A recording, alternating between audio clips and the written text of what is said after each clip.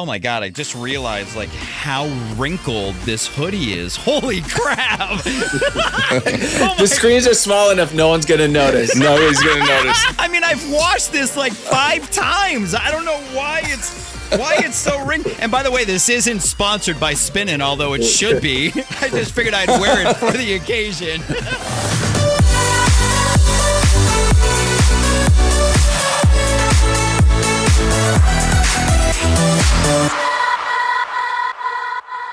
Bingo players, disco fries, welcome to America's Dance 30 for the first time. Thanks for having us. What's up? Thanks for having us. Yeah, for sure. This is great. Like, I love that we are all on this together. Congratulations on your number 1 with Pieces with VASSY. Thanks so much. Thank you, man. Couldn't have done it without you. Well, you know, I'm sure you could have, but it just would have been harder. Now, Disco Fries, I know you guys have had a number 1 before on the U.S. dance chart, but Bingo Players, is this your first number 1 in the U.S.? I don't think so. I'm not sure. I think Knock You Out was a song that hit number 1, but I think it's 10 years ago or something. Well, congratulations on another number 1. That is so amazing for all you guys. And I'm actually really excited to have everybody on the call so that we can kind of go through the entire process of the making of this song. We're going to be chatting with VASSY later. But before we talk all about Pieces, since this is the first time Bingo Players and Disco Fries have been on America's Dance 30, let's get to know you guys a little better with Finky's firsts. Oh boy, got it.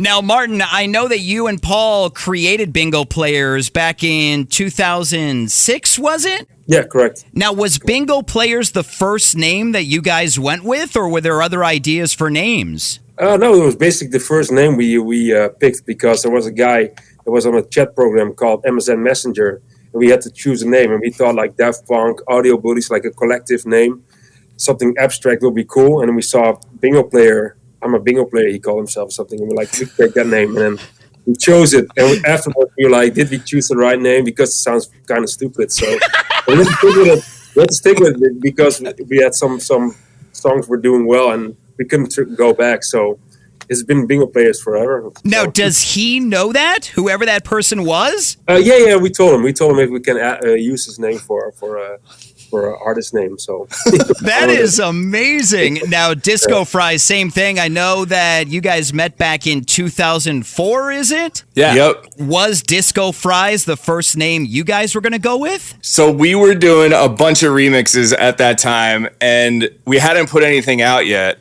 but one of them was going to be official for Flowrider. So at the 11th hour, we were like, we need a name. We took a break in the studio from working on stuff. We went to a diner, and they had Disco Fries on the menu. So for people who aren't a theme here, you're getting the theme. Yeah, just random, arbitrary. This is why Bingo Players and Disco Fries does dope collabs, because we randomly got our names the same way.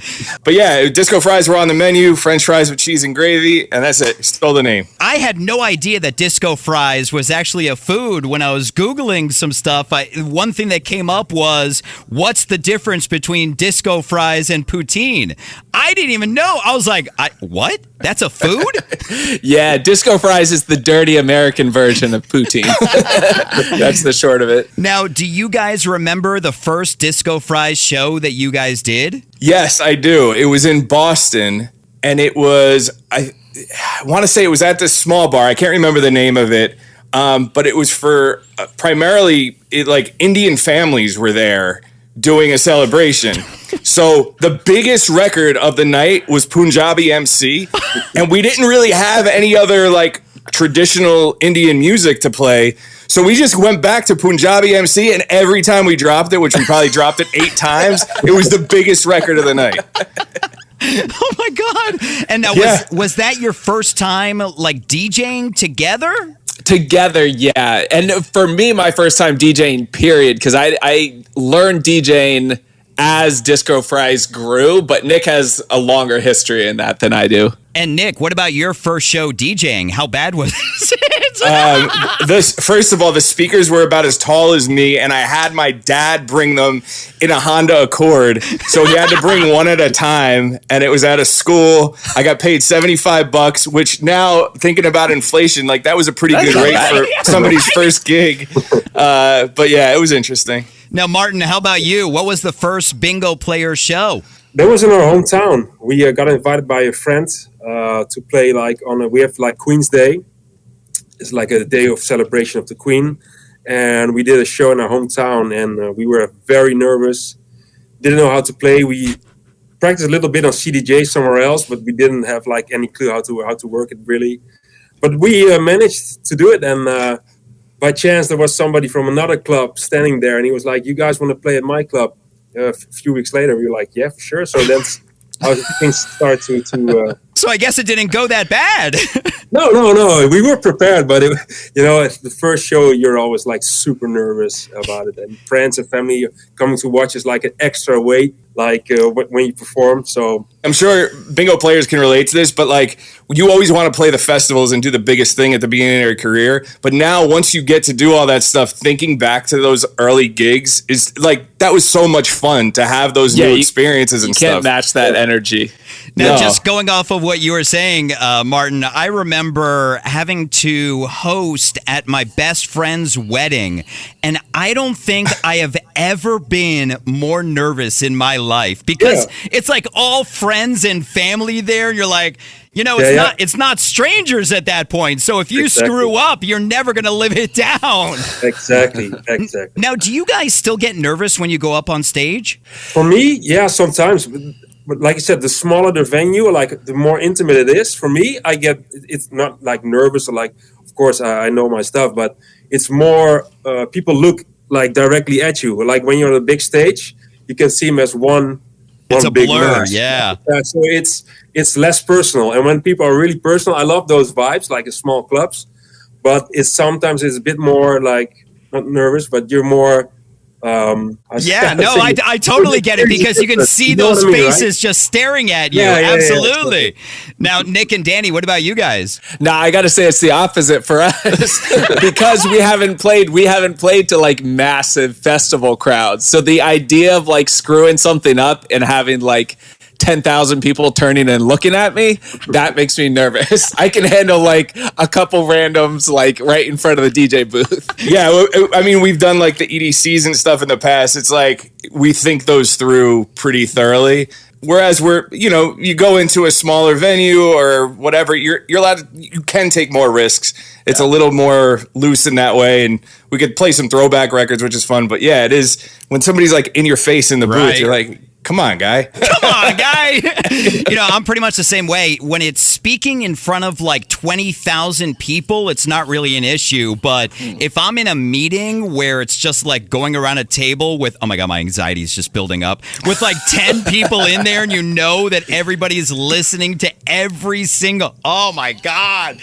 Stop me right now. Anyways, now finally in Finky's firsts, in honor of Pieces going #1 and all you guys working together, what's the first thing that you guys do when you start working on a song? Usually Danny sends me a 4 to 8 bar loop idea that he's probably worked on for 9 hours. And then he says, is this any good? And either I'll be like, yeah, this is super dope. Let me stretch it out into an arrangement or whatever. Send me the stems. Or I'm like, sorry, your work has been wasted, sir. Throw that in a folder and we will revisit that at a later date. That is our process, yeah. So there's actually a finish my track going on within Disco Fries too. Yeah. Yes, exactly. Yep. Now, Martin, what about you with bingo player songs? It really depends. Sometimes I get a cool vocal, VASSY one, and then I do the production around it. So I start with the vocal, then chords. But if I have nothing, I start out with a beat, and then it really depends on what kind of vibe I am. Sometimes I'm more into a melody vibe. I start writing chords and melodies. Sometimes I'm I just want to make a cool cool beats, and then I'll make that, and then I'll put something like synths on top of it, or vocal, or whatever. So it really depends. Really depends. Well, speaking of cool beats, let's talk about this smash Pieces #1 with VASSY. You know, I got the chance to chat with her a couple of months ago when the song dropped, and she said, and I quote, "The song has an interesting story that we all had to evolve with."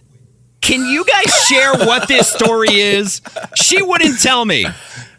Oh, silence! Are we all in the dark? Wow! Well, Vassy's going to be on later, so I'm going to ask her specifically. But was there some kind of like stop that happened when you guys were working on it? Martin had it first, right? You guys worked on it first, so I'll let him take the ball and run with it. Yeah, I got our vocal by somebody from Spinnin', and he said, "We got this from VASSY. Do you want to work on it?" And I thought the vocal was amazing, so I started producing it, and she liked it. But then we had to go different directions because he felt like this and I felt like that. So we had to find a middle ground somewhere, and that's fine because I love like getting creative feedback, and you take the best from each other, of course.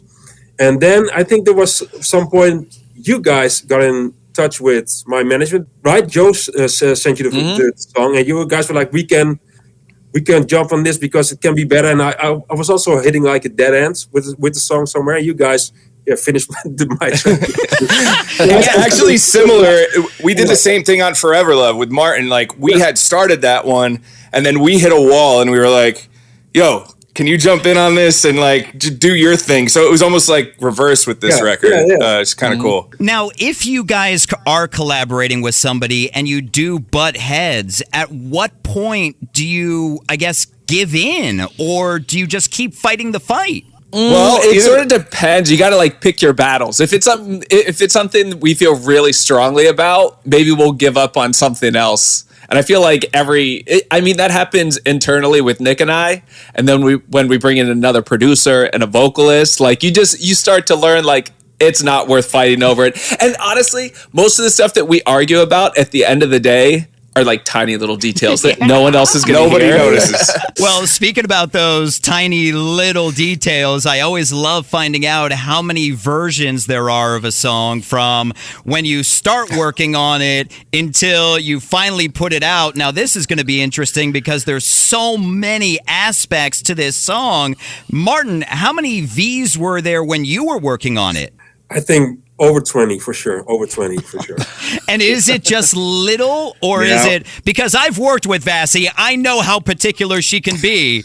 So is it going back and forth, or is it just like changing small little things? No, it's more for myself. Sometimes I change like maybe just a hi-hat, and I'm already saving it as a new version, because if I want to go back, I can go back one version. So I'm very obsessive with making as many versions and not wasting any old project, because sometimes I want to go back. But you know how it is. You make a song and at night, and then the next morning you hear it again, you're like, I always say this, it's so annoying being a perfectionist, isn't it? Yeah, it's very. So that's why I have many versions. So Pieces comes to you guys as V20 whatever. How many versions of Pieces was there for you guys? Oh, I don't know, but this one actually was super. I feel like Martin and VASSY got it in such a good place that we like came in and did like the final touches, like added some stuff, made the tweaks, and it was like 1 or 2 for us. Oh, wow. Yeah, but which is not normal. Oh. You guys just added a little cowbell and that's it. Done. of course, that's our specialty. How do you think we get so many projects, Brian? That's all we do to records. Well, congratulations on Pieces going #1. What is next for Disco Fries? So our next single is with Ledato, which is also going to be on Spinnin', and it's going to be on our album. And we are working towards our album, which is going to come out on our label Liftoff this year. That's incredible. Can't wait for that. And what about Martin with Bingo Players? Yeah, I got a song with Umlaut coming up February 10th. It's more of a club record. And in March, I'm going to have a new vocal record out together with Goshfather. So, it's going to be dope. So everybody is staying very busy, which is awesome to see. It is so great seeing you guys. Thank you so much for your time on America's Dance 30. Thanks for having so us, much, man. man.